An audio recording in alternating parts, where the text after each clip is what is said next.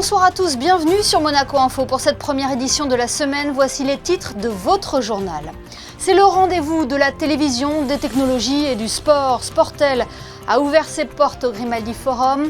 Nous reviendrons sur cet événement dans quelques instants et recevrons également Laura Flessel, championne olympique d'escrime, ancienne ministre des Sports et présidente du jury des Sportel Awards. Puis nous nous intéresserons au rôle de l'association des parents d'élèves de Monaco. Elle est considérée comme un intermédiaire privilégié entre les institutions éducatives et les parents. Sa présidente Raffaella Olivieri sera notre invitée. La 30e bourse numismatique et cartophile attire de nombreux passionnés en principauté. Nous sommes allés à leur rencontre pour comprendre cet engouement. Et puis dans ce journal également, ne manquez pas un retour complet sur la 8e édition du e-rally Monte-Carlo. C'est le rendez-vous référence de l'industrie et du sport. Sportel a ouvert ses portes ce lundi au Grimaldi Forum. De nombreux décideurs s'y donnent rendez-vous chaque année. Quel est l'enjeu de cet événement et à qui s'adresse-t-il exactement? Élément de réponse avec Fabien Bonilla et Camille Caloni. Le Sportel célèbre cette année sa 35e édition. Ce salon est un événement majeur dans le monde du sport business, autrement dit la vente et l'achat des contenus sportifs. Cela représente au Grimaldi Forum 2000 exposants, plus de 800 sociétés présentes à Monaco venant de 75 pays, dont 150 nouvelles sociétés cette année. Tous les exposants, les participants ont des agendas de 10 minutes. Ces meetings de 10 minutes, 10 minutes, 10 minutes, c'est impressionnant. Ils viennent, c'est les acheteurs et les vendeurs. Et là, depuis des années, on a greffé les nouvelles technologies. Comme vous avez pu voir, il y a certains stands sur le fan engagement, sur la piracy, sur l'intelligence artificielle. Et le tout, depuis quelques années, il y a également un programme de conférences qui a été rajouté au contenu de Sportel. Et cette année, il est d'un très très haut niveau. Entre business, démos et conférences, entre vendeurs et acheteurs de programmes sportifs, de la boxe au MMA, du basket au paddle ou encore du football américain au soccer, une multitude de sports sont représentés. Alors nous, le Sportel, c'est l'occasion de pouvoir rencontrer tous les diffuseurs internationaux de la Ligue 1, parce que c'est vrai qu'on est amené à traiter avec chacun d'entre eux durant toute la saison, mais rarement l'occasion de les voir étant donné qu'on parle de tous les pays du monde, que ce soit la Chine, le Brésil, l'Amérique du Sud ou autre. Donc le Sportel, c'est vraiment le lieu de rendez-vous de tous les diffuseurs, de tous nos points de contact avec qui on échange au quotidien. Et c'est un moment unique pour pouvoir les rencontrer, échanger, voir leurs besoins, voir si tout va bien. Nous, à la fin, on est comme l'ATP du padel. On cherche des promoteurs, on vend des dates et on fait des accords avec des télévisions mondiales. On est déjà dans 10 télévisions mondiales, mais on veut continuer à grandir. Pour moi, un objectif très important, c'est l'Asie pour l'année prochaine. La 35e édition du Sportel, cette grande messe du sport et des médias, refermera ses portes ce mercredi.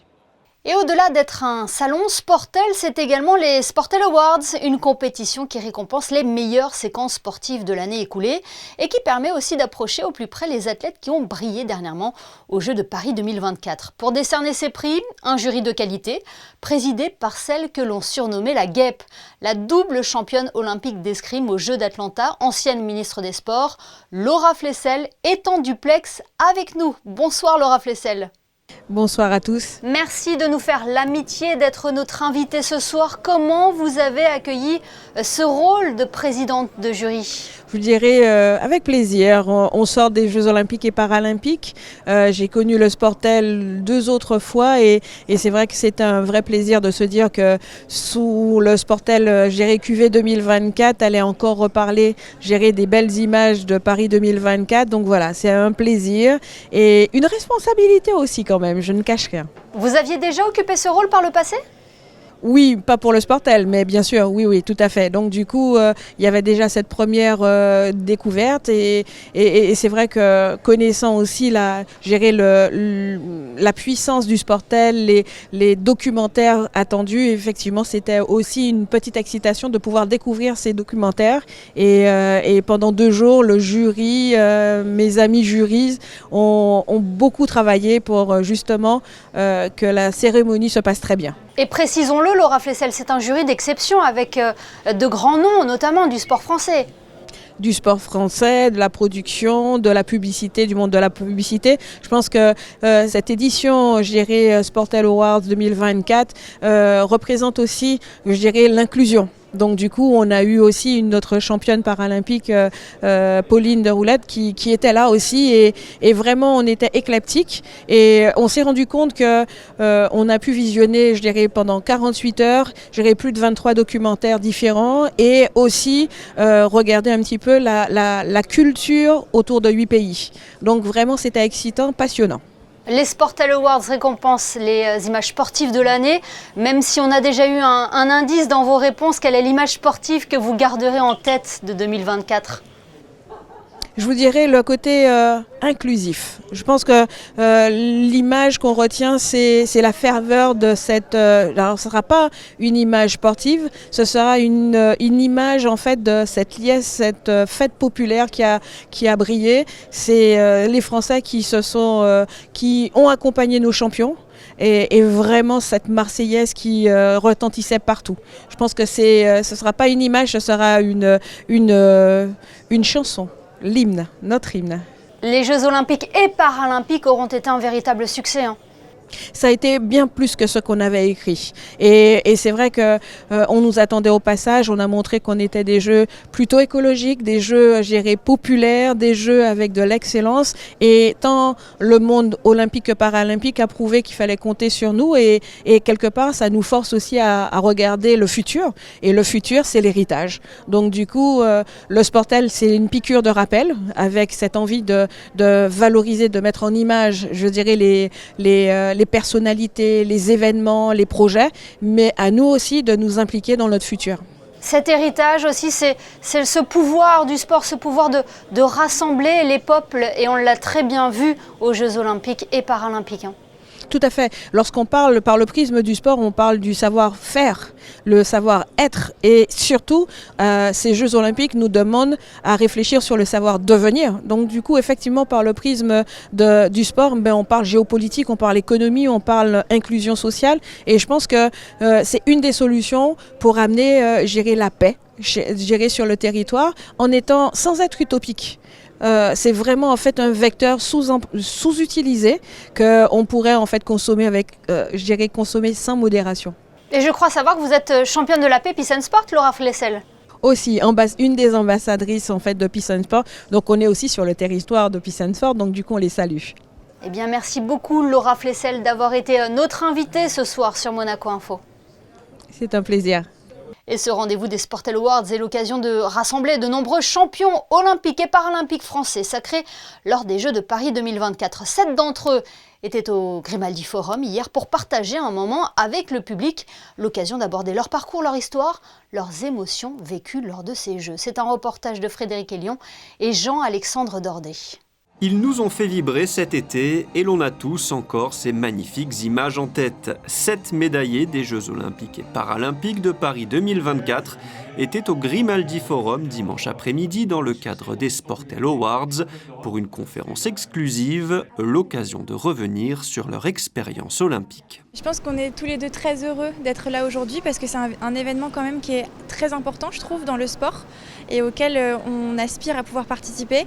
Et cette année, on a la chance de pouvoir être là, donc on est très très heureux. Vous avez vécu un truc de fou à Paris, vous êtes toujours sur le petit nuage là ? Ouais, complètement, je crois que c'est difficile d'en ressortir. Et en plus, comme l'a dit Thomas, on continue encore et encore d'être sur le nuage, donc on profite encore. C'est sur ce genre d'événement qu'on a envie d'être présent. C'est un peu une prolongation de la fête aussi. Les Jeux sont terminés cet été, on le sait bien. Et aujourd'hui, par contre, on n'est pas encore redescendu parce que grâce à ces événements comme celui-ci, ça nous permet de maintenir la magie un peu plus longtemps. Et c'est avec grand plaisir qu'on est là aujourd'hui et qu'on va partager des moments avec le public et avec tout le monde ici à Monaco. Tous ces sportifs ont découvert un nouveau métier, celui de médaillé olympique, et c'est avec plaisir qu'ils ont partagé pendant 1 heure leurs émotions et leurs souvenirs avec Marc Maury, puis lors d'une séance de questions-réponses avec le public. Sport toujours, lui continue de faire briller les couleurs de la principauté, c'est Charles Leclerc. Le Monégasque a terminé 3e du Grand Prix du Mexique dimanche alors qu'il avait longuement conservé sa place de 2e avant de commettre une erreur à moins de 10 tours de l'arrivée. Au classement général, Charles Leclerc est 3e à quelques points de Lando Norris. Prochain Grand Prix ce dimanche avec le Grand Prix du Brésil. En football, l'AS Monaco s'est incliné face à l'OGC Nice hier, 2-1, match comptant pour la 9e journée de Ligue 1. Les Monégasques avaient pourtant ouvert le score grâce à Bralen Bolo à la 39e minute de jeu avant de rapidement perdre l'avantage. Réduit à 10 dès le début de la seconde période après l'expulsion de Vanderson, les hommes d'Adi Hutter encaisseront un deuxième but dans ce derby de la Côte d'Azur. C'est la première défaite de la saison des Rouges et Blancs. Et puisque l'on parle football, ne manquez pas après ce journal les experts foot. Ce soir, Christophe Paco reçoit un invité exceptionnel, l'Ange Vert, Dominique Rocheteau. Et puis à 21h, un documentaire sur les 100 ans de l'AS Monaco avec pour invité Jean-Luc Ettori. Coup de projecteur ce soir sur l'association des parents d'élèves de Monaco. Depuis plus de 50 ans, elle est un intermédiaire privilégié entre les institutions éducatives et les parents. Aujourd'hui, l'APEM porte la voix de près de 500 familles. Pour parler plus amplement de ses missions et de son actualité, Raffaella Olivieri est avec nous. Bonsoir.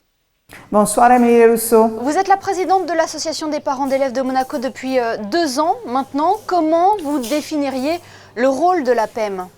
L'APEM, il a le rôle principal, c'était d'être le porte-parole des parents auprès des autorités, notamment la direction de l'éducation nationale, le ministère de l'Intérieur, le ministère de la Santé et des Affaires sociales et toutes les autorités qui peuvent rentrer en jeu dans la résolution des problèmes qu'on peut rencontrer les parents dans les écoles.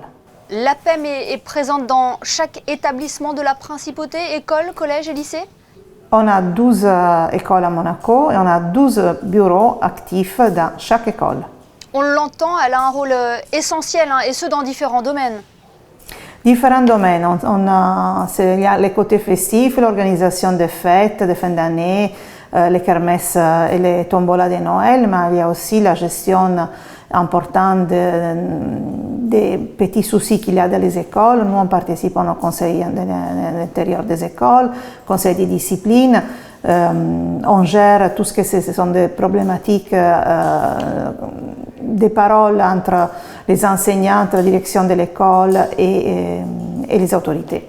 Les forums également, je pense notamment au forum linguistique, de séjour linguistique. On a deux événements phares, c'est le forum de séjour linguistique qui cette année sera le mois de juin, mais depuis l'année dernière, on a ouvert un deuxième forum, c'est le forum des universités étrangères de Monaco, en partenariat avec Learn in Action et Gargano Consulting, qui permet à les meilleures universités européennes où on peut étudier en langue anglaise sans être aux États-Unis, en Angleterre. Ce sont des rendez-vous très attendus ? Et oui, ils sont très attendus. Cet événement, franchement, c'est quelque chose qui est devenu incontournable et on a une énorme réussite chaque année et ce deuxième forum, c'était vraiment une grande satisfaction. Alors Raffaella Olivieri, la rentrée scolaire 2024-2025 a été marquée par plusieurs nouveautés, dont l'arrivée d'un nouveau directeur de l'Éducation nationale de la jeunesse et des sports. Est-ce que vous avez rencontré déjà Jean-Philippe Vinci ? On a rencontré M. Vinci en façon informelle. On avait attendu notre assemblée générale le 15 octobre dernier pour la réélection du nouveau bureau, afin de présenter les nouveaux bureaux et des nouvelles questions auxquelles on attend des réponses. Par contre, on est sûr d'avoir une collaboration constructive avec la nouvelle direction. Vous l'avez senti à l'écoute ? Oui. Ils écoutent énormément et ils prennent son temps pour répondre. L'autre nouveauté de la rentrée, c'est le nouveau collège Charles III. Vous avez pu visiter l'établissement ? Oui, j'ai eu la chance d'être invitée à l'inauguration. C'est un magnifique bâtiment, tout nouveau, avec une nouvelle cantine, piscine, salle sport. Franchement, c'est magnifique. Il est propice à la réussite scolaire ? Et la réussite scolaire, les enfants seront encouragés à mieux étudier vu le lieu d'accueil. Eh bien, merci beaucoup, Raffaella Olivieri, d'avoir été notre invitée ce soir pour présenter l'APEM. On l'a bien compris, un lien essentiel entre les institutions éducatives et les parents d'élèves de Monaco. Merci. Merci beaucoup, Émilie. C'est l'une des collections les plus courantes, celle des pièces de monnaie et des cartes postales. Ils sont des millions à travers le monde à se passionner pour ces objets qui ont une histoire à raconter. Dernièrement, la 30e grande bourse numismatique et cartophile de Monaco a rassemblé une cinquantaine de marchands de toute l'Europe, attirant ainsi de nombreux visiteurs. Gaëtan Lebrun vous en dit plus sur des images d'Alexa Vial. Ce week-end s'est déroulé à la salle Atlantique du Méridien la 30e édition de la Grande Bourse Numismatique, un événement qui regroupe les plus grands collectionneurs de timbres, de pièces de monnaie et de cartes postales du monde. Pour l'occasion, une trentaine de stands avaient été mis en place dans l'hôtel Le Méridien afin d'accueillir les plusieurs centaines de visiteurs et potentiels acheteurs qui ont défilé tout au long de la journée. Cet événement est un événement qui est devenu annuel depuis maintenant une dizaine d'années. Nous sommes à notre 30e édition avec une fréquentation qui est toujours aussi importante.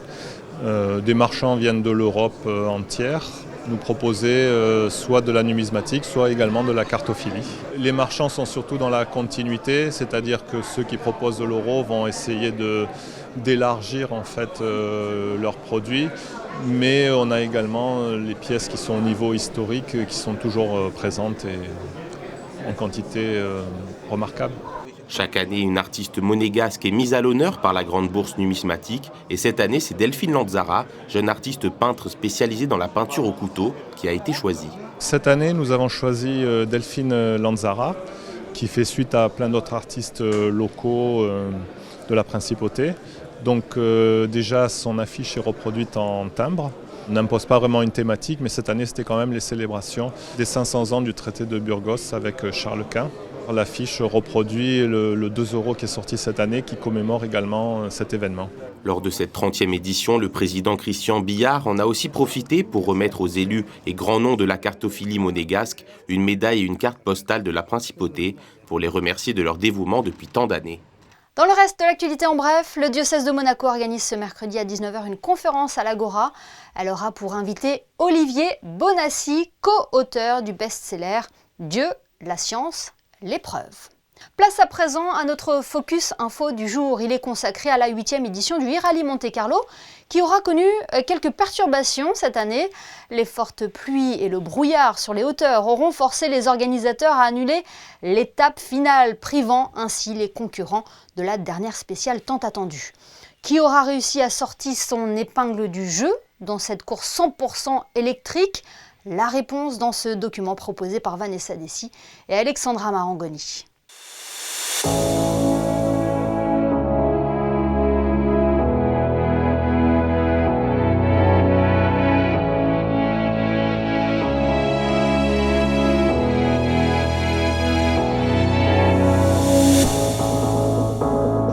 18 constructeurs automobiles, 63 équipages et 17 nationalités. La 8e édition du e-rally s'annonce bien plus relevée que les autres années.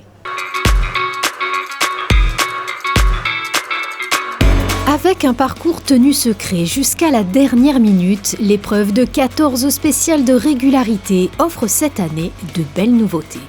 Nouveauté de cette année, c'est surtout une nouveauté au niveau de la première spéciale qu'on appelle Checkdown, e-Checkdown, qui ne comptera pas pour le classement général, mais qui permettra de faire, comme on dit, une mise en jambe pour les concurrents.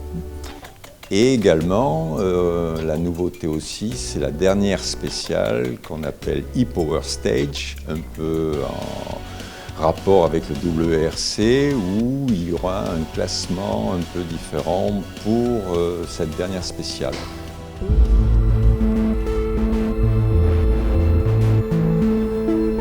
Avant de s'élancer sur les routes, les vérifications techniques sont un passage incontournable pour tous les concurrents. Chaque véhicule est minutieusement inspecté par la commission afin de garantir qu'il respecte les normes de la FIA et les exigences environnementales strictes de l'épreuve. Ces contrôles portent notamment sur la conformité des batteries, l'efficacité énergétique ainsi que la sécurité générale des voitures.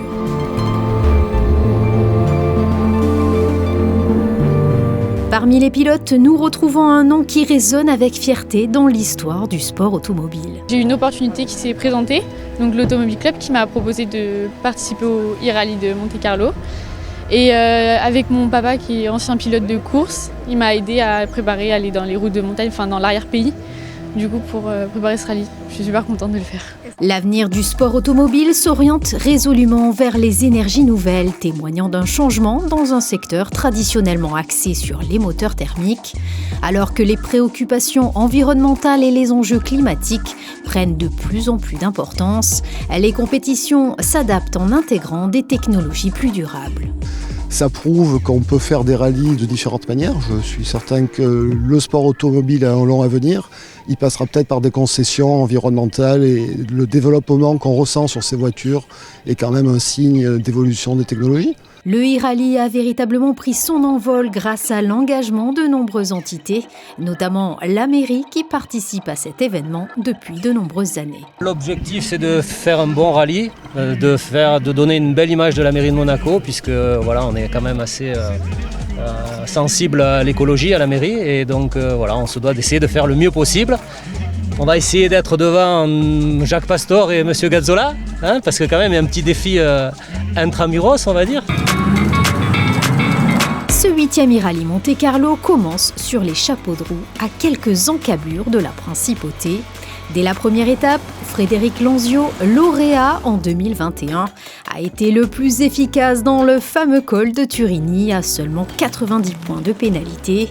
Les Belges Michel Decrémer et Jennifer Hugo, vainqueurs du dernier rallye Monte-Carlo historique, pointent en tête du classement général mercredi soir.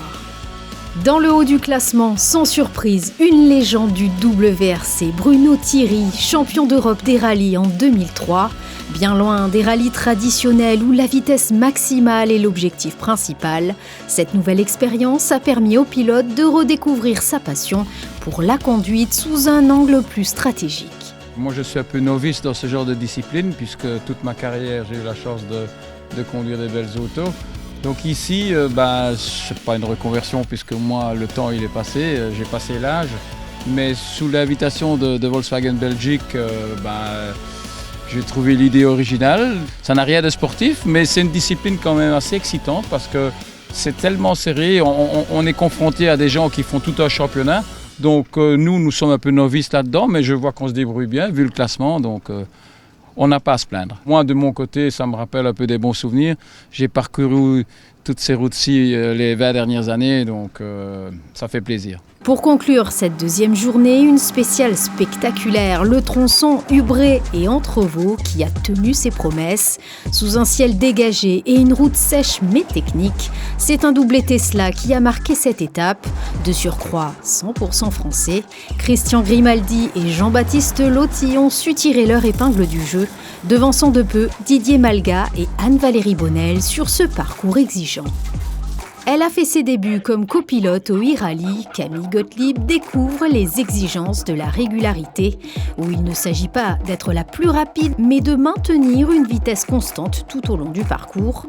À travers cette expérience, elle renforce son engagement pour la sécurité routière, promue par son association BeSafe, et prouve que le sport auto peut sensibiliser à des enjeux essentiels.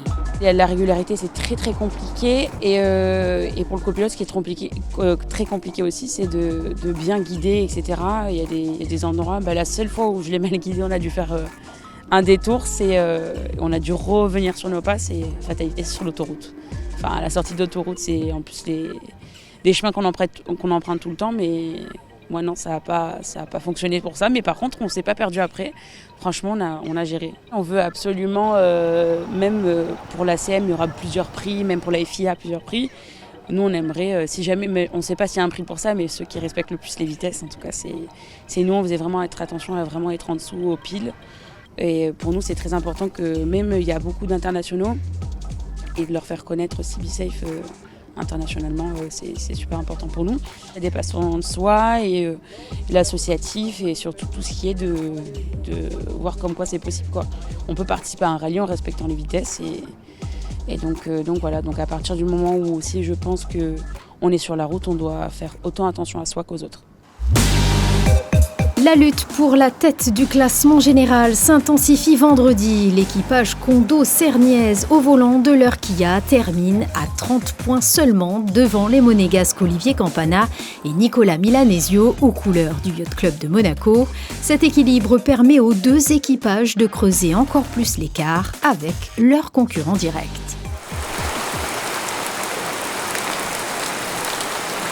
Tôt ce samedi matin, les organisateurs du e-rallye se sont réunis pour évaluer les conditions météorologiques susceptibles de compromettre les 4 épreuves spéciales prévues au programme.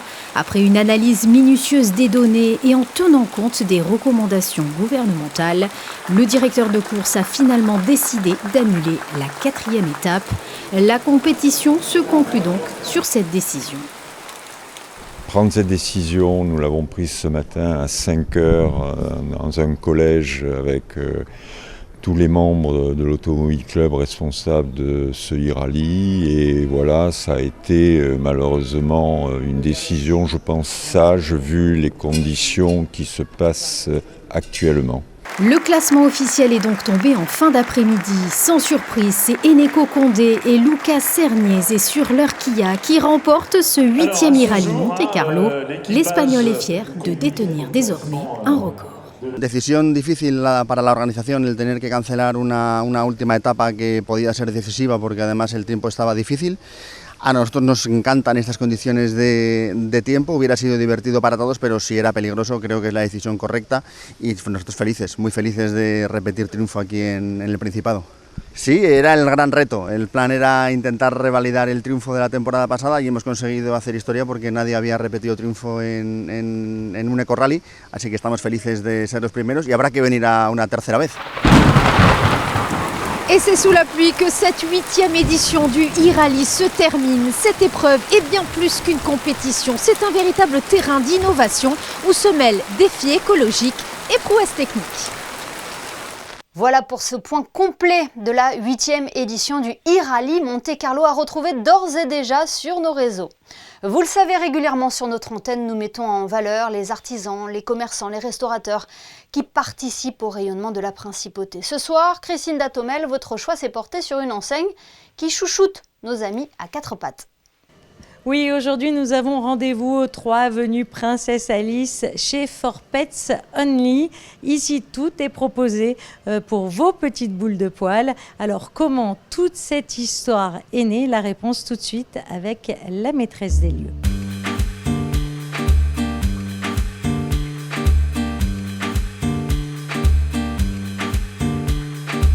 J'ai tout le temps beaucoup de chiens avec moi et je connais déjà la marque For Pets Only, c'est une marque italienne et les premiers magasins c'est à Milan et donc j'allais avec les miens chiens à Milan acheter les choses et je me suis demandé pourquoi pas à Monaco une boutique comme ça exclusive avec des bijoux pour les chiens. Nous avons des colliers, des habits, des sacs pour voyager, des sacs pour tous les jours, pour mettre les chiens dedans, des jouets, de la nourriture, des pâtés. On a la glace aussi pour les chiens, pour l'été. Et alors ici, les chiens sont traités comme des rois quand ils viennent. Ils ont leur propre spa. Oui, nous avons le spa en bas. On a les toilettages normal, mais on a aussi une petite baignoire avec les boules et on fait l'ozonothérapie pour des problèmes de peau, pour des problèmes de poils. On a différents shampoings, différentes crèmes, ça dépend de les poils, de la peau du chien, on change. On fait sur mesure. Vous l'aurez donc compris, vous pouvez venir ici chez For Pets Only faire votre shopping. Des articles exclusifs sont proposés pour vos amis à 4 pattes et puis également différents soins dans le côté spa. Et vous pouvez aussi offrir des bons cadeaux à l'un de vos proches si l'idée vous en dit. Et ceux qui font Monaco se déclinent également en podcast depuis un an. Geneviève Berthy reçoit de nombreuses personnalités pour son dernier numéro. Jean Dawsonville s'est prêté au jeu de l'interview long format. L'ambassadeur de France à Monaco est revenu notamment sur sa carrière et ses nouvelles fonctions de diplomate qu'il occupe maintenant depuis plus d'1 an. Un entretien à retrouver sur toutes les bonnes plateformes d'écoute. Le point sur vos prévisions météo, c'est avec Frédéric Elion. Bonsoir Frédéric. Est-ce que l'embellie se confirme demain ? Oui, mardi, le ciel sera totalement dégagé, Émilie. Grand soleil et des températures comprises entre 18 et 23 degrés. Mardi 29 octobre, ce sera à la Saint-Narcisse. Merci Frédéric et merci à vous d'être fidèles chaque soir au JT de Monaco Info. On referme ce journal avec les photos de Manuel Vitali et cette rencontre privilégiée entre la championne olympique de sabre, Manon Apiti-Brunet, et les jeunes escrimeurs monégasques. Nous y reviendrons d'ailleurs bientôt sur notre antenne. Passez une excellente soirée et à demain pour une nouvelle édition sur Monaco Info.